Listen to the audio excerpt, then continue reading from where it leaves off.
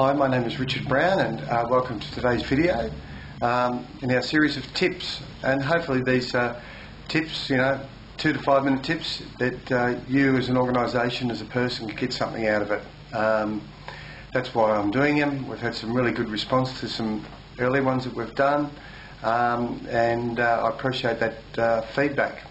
Today's video is going to be on the real benefits of outsourcing paraplanning. I've got a little case study in there for you that spells out real costs of wages, and we've also got, if I outsourced it on a variable cost basis, and I also throw in at the very end what I really believe that the real benefits of outsourcing paraplanning are. Understand fully, as your firm grows, your need for resources also grows at the same time, and then decisions need to be made to whether I employ someone. I suppose what I'm really saying here is that we do outsource a lot of other things in our businesses day to day.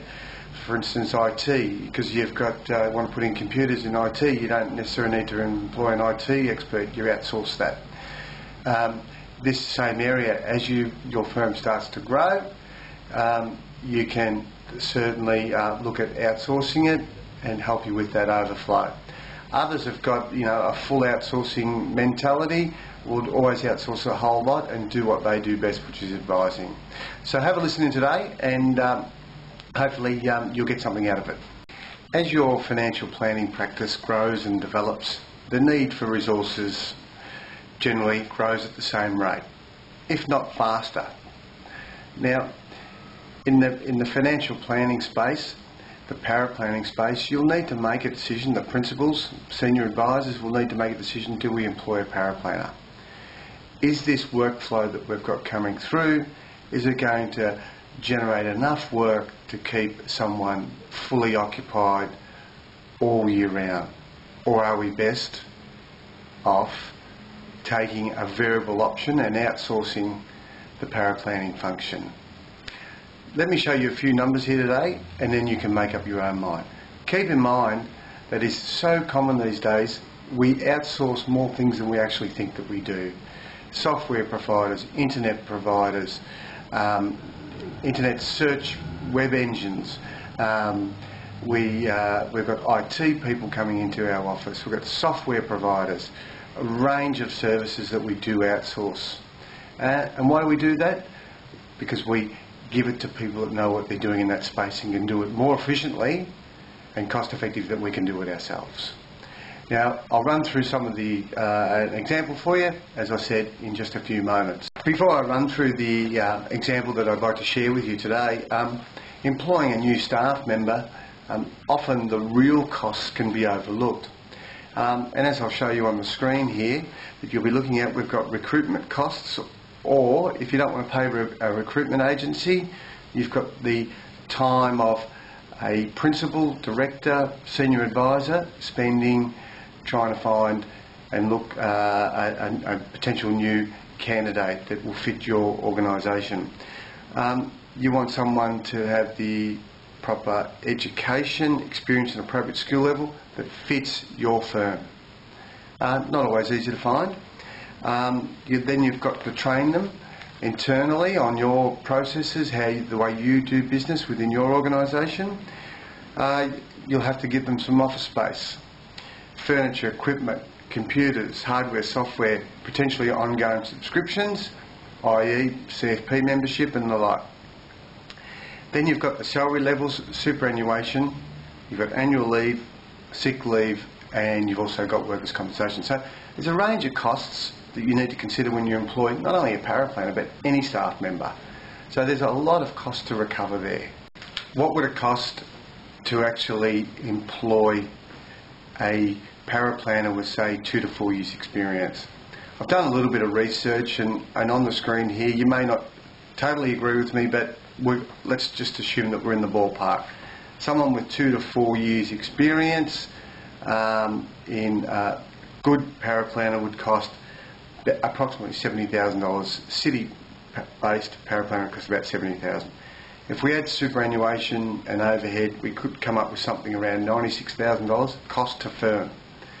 Now, let's just say, for example, we've overestimated that a tad and it's 90,000. You put over what number you think is appropriate. The equation still works. If you outsourced that role, that cost then becomes variable. We've got fixed cost 90,000, now we've got a variable cost. It hasn't cost us anything unless we contract for it to cost us something. Now, on the next slide, as I can show you, a realistic outsourcing cost of paraplanning. Simple SOA where it's priced at $220, a standard SOA, a couple of strategies, $550, and a more complex SOA, say $950. These are average prices. Some of those will vary up and down within that structure. But let's assume that your paraplanner produced 40 simple SOAs for the year, 20 standard SOAs for the year, and 10 complex.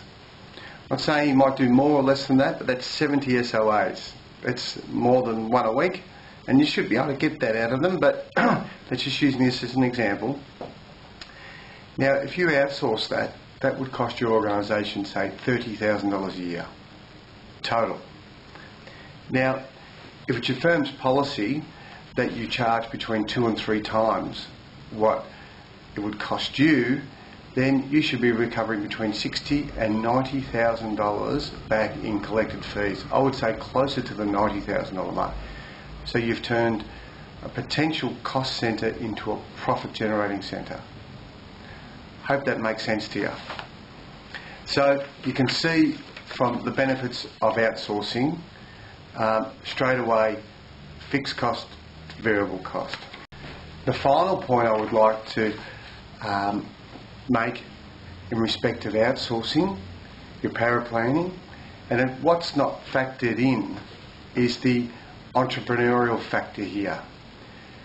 What we're going to do is think a little bit outside the square here, that currently we're trying to compare a fixed cost, variable cost, black and white. If you're only doing 30 or 40 SOAs a year, 50, 60, 70, then I think it makes little sense to employ a full-time paraplanner to do that. What I'd like to talk to you about now is that there's always advisor input into this whole process as well. You can't just assume for 1 second that your paraplanner can just pick up the ball, run with it without really delving into that financial advisor's time and effort. Now, if we can free up our financial advisor as much as possible, they're one of your main revenue source of the organisation. So, if I can use an example, if you're able to free up an advisor's time and he was able to generate, new business of $15 to $20 million worth of FUM in that year, that added on to the books of the financial planning business, well, isn't that far better for him to be doing that than trying to write a statement of advice at $950 that's complex, or $550 if it's standard? If he's put that revenue on, that's $150,000 to $200,000 worth of new revenue to the business.